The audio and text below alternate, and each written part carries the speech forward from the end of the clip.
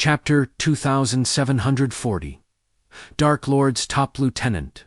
Most of the Shadow Clan members were awakened, with only a few masters mixed in. Sunny planned to slowly nurture the talented people he had recruited, and then send those who were ready to conquer nightmares. That way, he would eventually come to rule a small army of elite ascended specialists. Some of his agents were already planning to challenge the second nightmare. Tamar of Sorrow, for example, was preparing to take Ray, Fleur, Corsair, and Tell of White Feather, all of a sudden, into a seed. However, there were things that even Ascended could not do. Carrying people across the realm boundary for one, that was in the purview of Saints. As a supreme titan, Serpent could theoretically place the mark of shadows on transcendent beings, as well, and Sunny's life would have become much easier if he had recruited one or two. However, there were reasons why he had never tried to initiate a saint into the Shadow Clan. Firstly, he did not really need to. It was not like he controlled citadels that had to be bestowed upon loyal saints to empower his domain.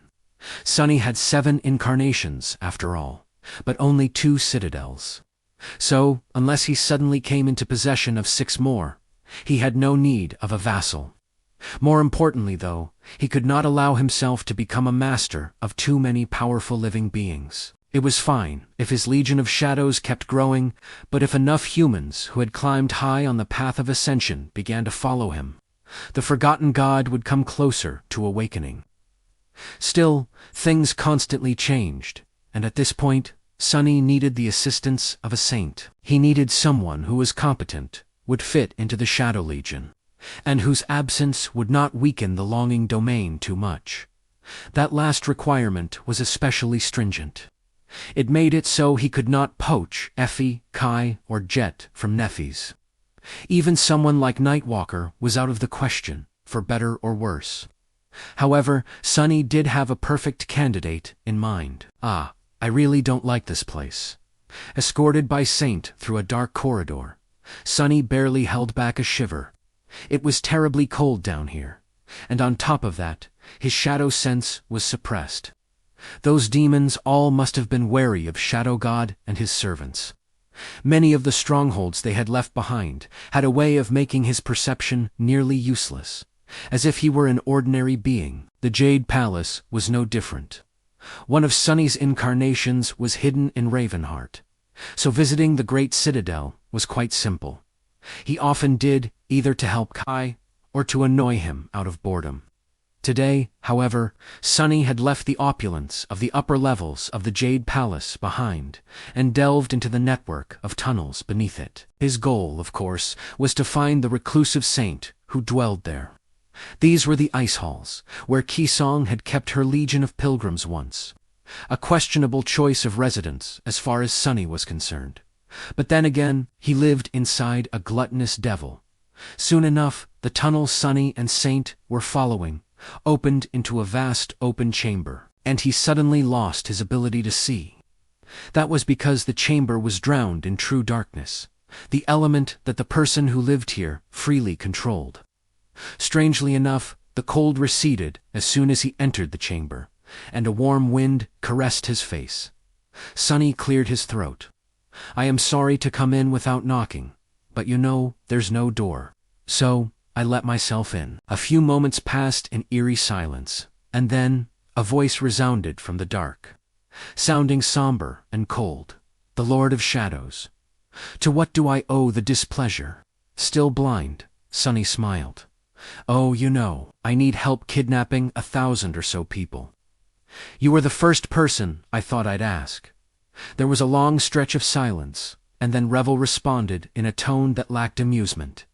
"Get out," Sunny sighed, then turned in the direction where Saint stood silently. "Saint, if you will." In the next moment, the darkness around him seemed to ripple.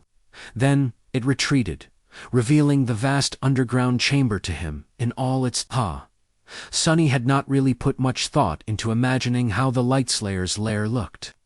But he sort of imagined a grim hall devoid of all comfort, a cold and dark crypt where Revel sat on the stone floor, endlessly meditating. Or maybe a rough and stark training field where she honed her battle art. The underground chamber, he saw after the true darkness retreated, though, was a bit cozy, and more than a little untidy. There was plenty of expensive furniture, including a bed with a tall mattress, and a fluffy blanket, take-out boxes and junk food wrappers strewn around the place, a battery of empty soda cans, and tall piles of books standing here and there. Every item clearly dragged here from the waking world. Some of the book piles had even toppled, spreading them across the floor. One of the books was laying right near his foot. Leaning down, Sonny picked it up and looked at the cover with a confused frown. I didn't mean to seduce the Northern Duke. He blinked a couple of times, failing to comprehend what he had just read. Give that back. Someone snatched the book out of his hand, and he finally saw Revel, who was staring angrily at him. Dark Dancer Revel looked like she always did. Her skin was pure alabaster, her eyes seemed to be cut from precious obsidian, and her hair was like a waterfall of beautiful black silk. It was just that her silken hair was gathered in a messy bun, and she was wearing a pair of stretched-out sweatpants and a raggedy, threadbare sweatshirt. The former princess of song hid the book behind her back and turned the scathing gaze of her black eyes toward Saint.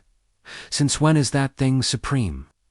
Saint had been able to vanquish the true darkness because she was of a higher rank than Revel, and therefore could exert greater authority over the element they were both attuned to.